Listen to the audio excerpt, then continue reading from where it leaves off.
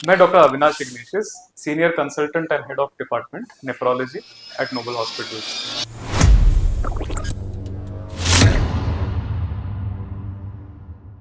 Kidney की बीमारियां काफी साइलेंट होती हैं, उनके लक्षण बहुत कम होते हैं, स्पेशली शुरुआत के स्टेज में।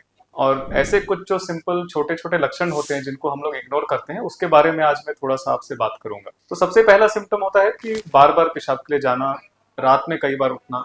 तो इंसान सोचता है कि अगर किडनी में कुछ प्रॉब्लम होगी तो पहले पेशाब कम होगा, लेकिन शुरू के स्टेज में एक्चुअली पेशाब का कम नहीं होता है, बल्कि पेशेंट को बार बार कई बार उठना पड़ता है रात को।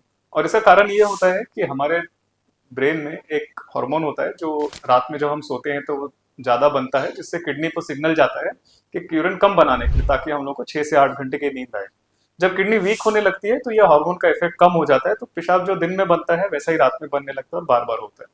तो इसलिए अगर आपको बार बार पेशाब हो रहा है, पहले जो नहीं होता था, तो इसके लिए चेक करना बहुत जरूरी है कि इसके पीछे कोई किडनी की बीमारी तो नहीं। इसके दूसरे कारण हो सकते हैं, सपोज आप डायबिटिक हैं, शुगर के कारण हो सकता है, अगर आपको प्रोस्टेट की बीमारी है उससे हो सकता है, यूरिन इन्फेक्शन से भी हो सकता है।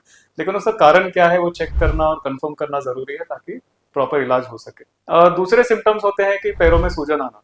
अब लोगों को लगता है कि सूजन हमेशा रहेगा, लेकिन जब शुरुआत की स्टेज होती है उस टाइम पे पैरों में सूजन कई बार केवल जब आप बहुत देर बैठते हो या कोई आपने लॉन्ग जर्नी करी, बहुत लंबा प्रवास किया, तो उसके बाद आपको हल्का सूजन दिखता है। तो नॉर्मल इंसान के पैर में वैसा सूजन नहीं आना चाहिए।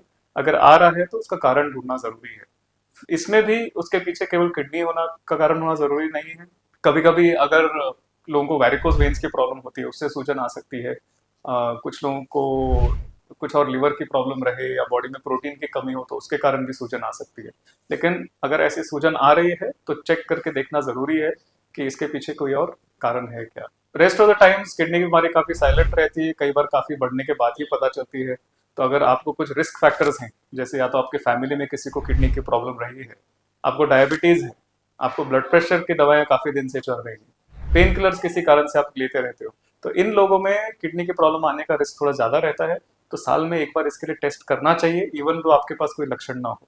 और इस टेस्टिंग में बहुत ज्यादा नहीं लगता है कुछ, आपको आपका क्रिएटिनिन देख के ईजीएफआर चेक करना है और आपके यूरिन रूटीन चेक करके देखना है कि उसमें प्रोटीन या आरबीसीज या कुछ एबनॉर्मेलिटी है कि नहीं। अगर उसमें कोई एबनॉर्मेलिटी होती है तो नजरअंदाज मत करो, कभी डाउट है तो फिर से चेक करो, लेकिन बार बार वैसा ही रिपोर्ट आ रहा है तो डेफिनेटली आपके डॉक्टर के पास जाके उसकी जांच कराइए और चेक करिए। इसकी जरूरत यूं क्यों है, क्योंकि शुरुआत के स्टेज में किडनी की बीमारी डिटेक्ट होती है, तो उसके लिए आजकल काफी अच्छी अच्छी दवाइयां हैं जिससे किडनी की बीमारी रिवर्स की जा सकती है, रोकी जा सकती है।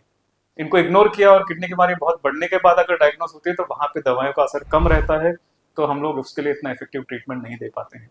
तो साइलेंट सिम्टम्स और माइनर सिम्टम्स को इग्नोर मत करो, डेफिनेटली उनको चेक करके फाइंड आउट करोगे उसके पीछे कारण क्या है। और इस टॉपिक के ऊपर अगर आपको कोई और जानकारी चाहिए, कोई और आपके सवाल हैं, तो हमारे कमेंट बॉक्स में जरूर लिखिए और इसके ऊपर फिर हम आपको और उत्तर दे पाएंगे। Thank you.